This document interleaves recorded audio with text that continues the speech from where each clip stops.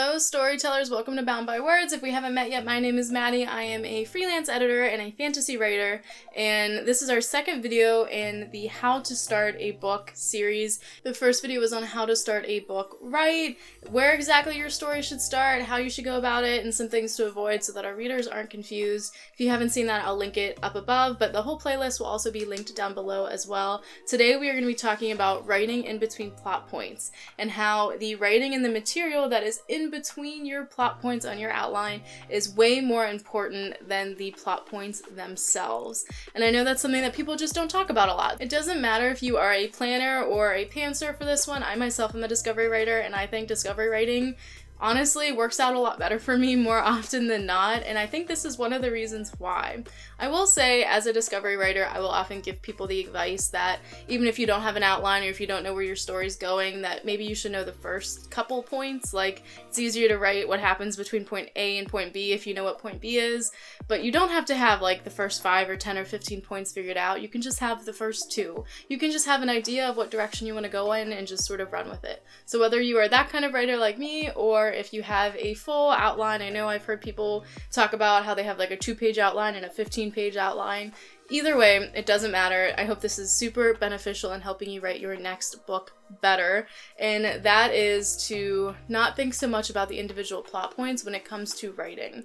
Plot points are sort of like bigger checkmark items, or maybe items that we want to have more impact on our story. We want them to be more memorable, but if we put too much more emphasis on those plot points in the writing, whether it's the literal prose that we're writing or if it's just the story itself, then your story is gonna feel like somebody's watching it in fast forward. Think about it like when you lose your place in a TV show that you're watching and you're trying to find where you left off, and you press that little fast forward button or you hold it down and you can see that thumbnail that like scrubs across the screen, and you're like, okay, this is the point where they had that conversation, this is the point where that character did that, and I remembered that, and you go, oh, well, here's where I stopped, or here's the last thing I remembered, so I'll pick up there.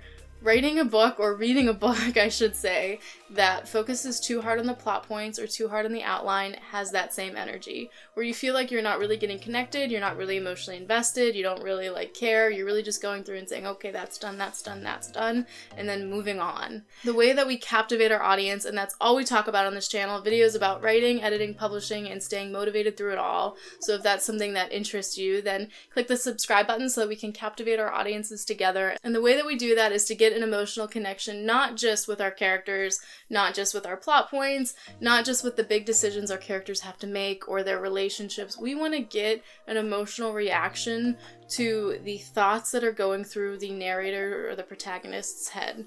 We want an emotional reaction not just to the fact that these two people are friends and they're close. We want to know, like, what is person A going to do when they find out person B was really a snake? We want to know if person A is going to be able to salvage that. We want to have that emotional reaction that whenever a character thinks something or says something out loud in response to something else, that we feel either hurt or embarrassed or like outraged. Some of my favorite books that I have read have left me wanting to have arguments with the characters or on the characters' behalves because I didn't feel like they articulated themselves well enough.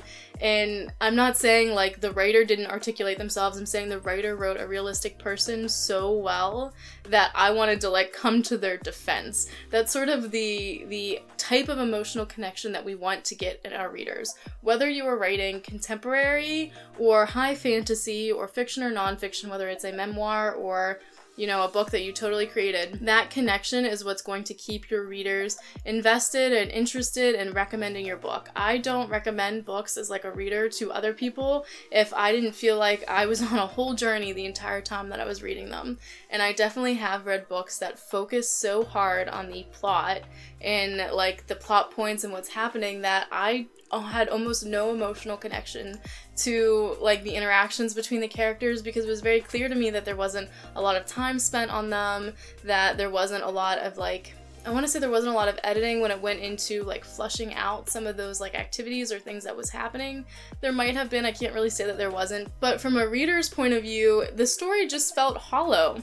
And I think one of the ways that I would recommend fixing something like that is to include subplots and to make sure your plots overlap a little bit, that it's not one thing and then the next thing and then the next.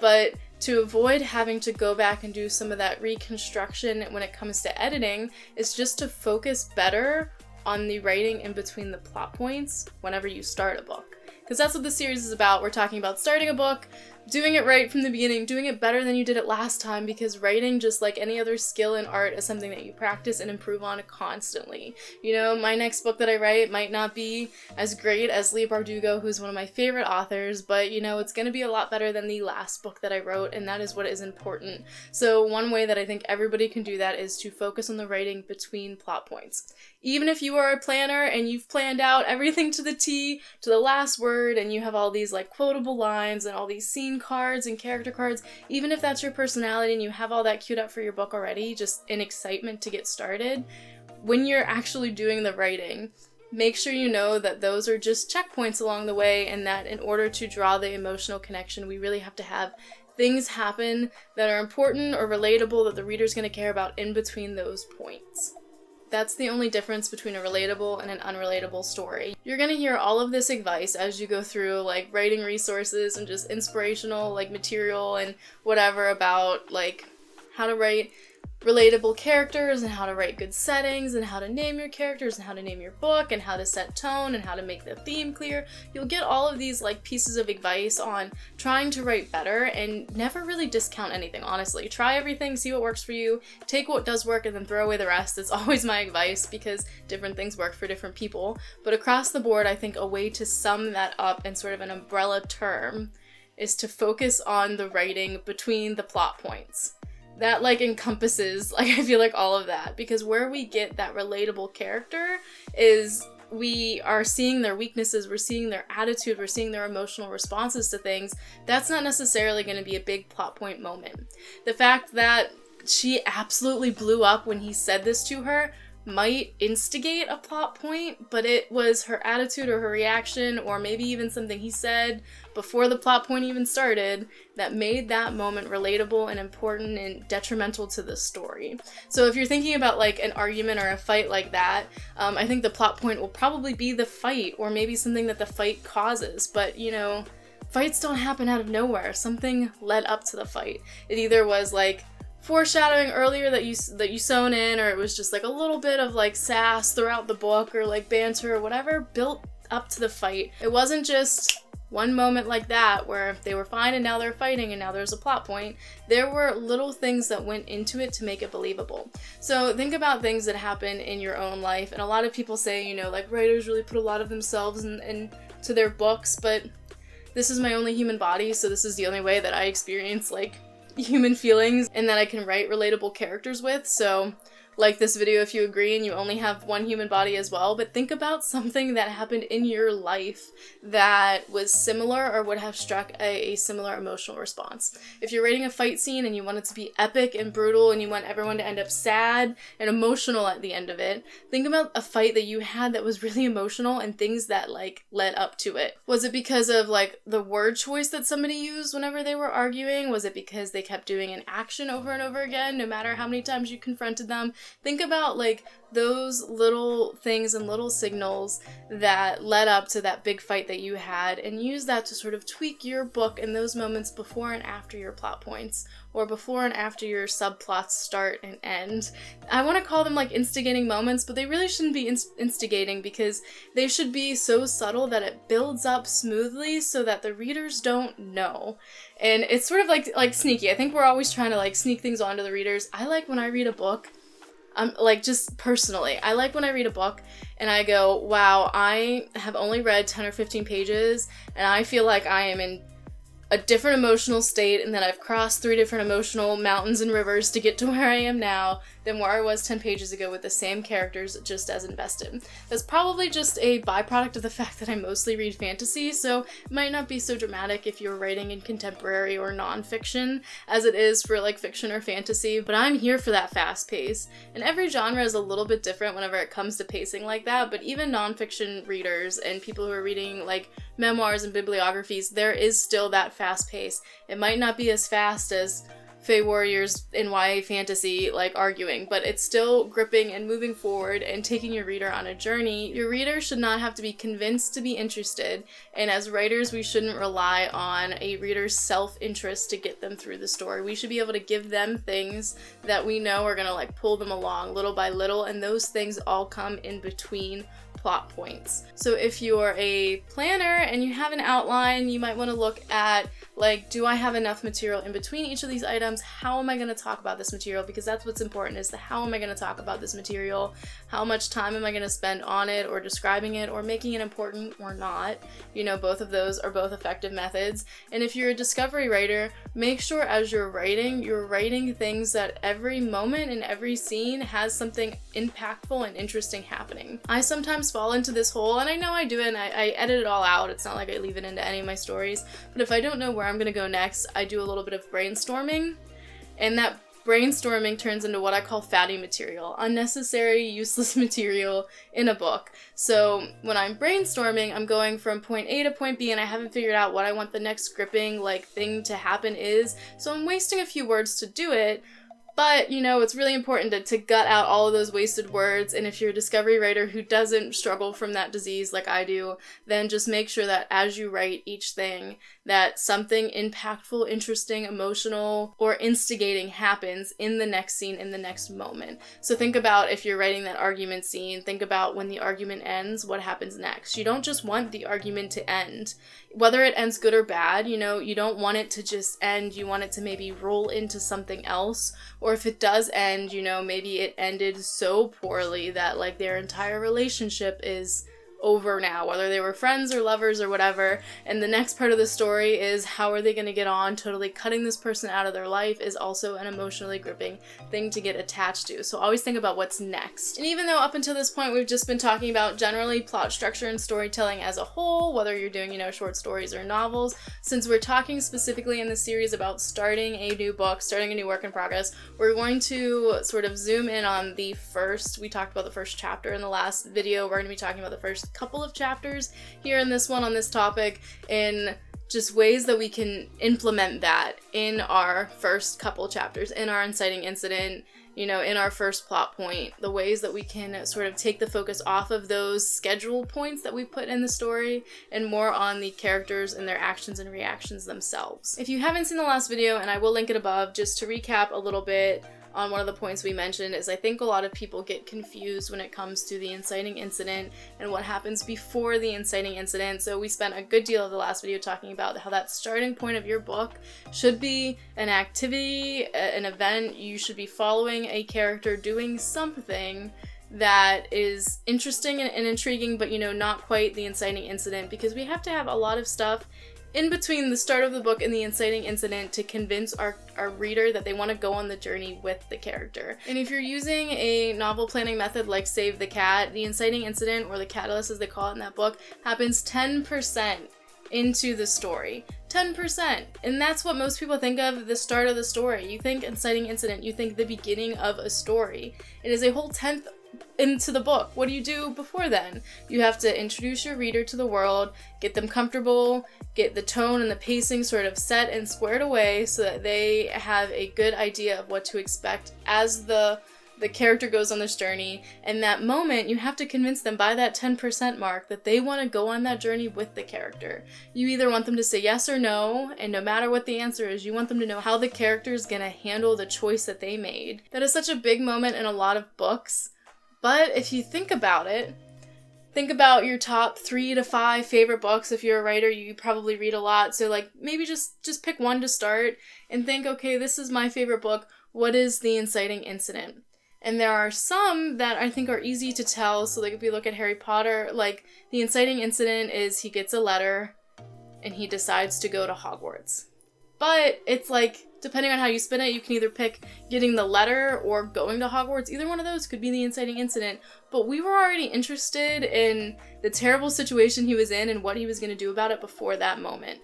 That one's, I think, a little bit more obvious, and it's a little bit more popular, and it's like a clear cut, like this is what happened. But there are a lot of things where the inciting incident isn't as clear or as obvious. It's not so easy to name. So I even went through a few of my favorite books, and it took a little bit of memory jogging for me to really like pinpoint what I thought the inciting incident of that book would be, because as the reader, when I was reading it, I was just invested in what the characters were doing, and I was interested in so many exciting and unique things that happened up until that point that all I wanted to do was keep reading. Because in that moment, as the reader, I was more interested in, you know, like I had met these characters and I liked the tone of the book and I had gotten comfortable and I wanted to know where they were going no matter what it was. I was sold before I got to the inciting incident. But I think that there's a lot of books, including some of my favorites, that it would be kind of hard to pinpoint the inciting incident if you didn't go back and really compare points side by side.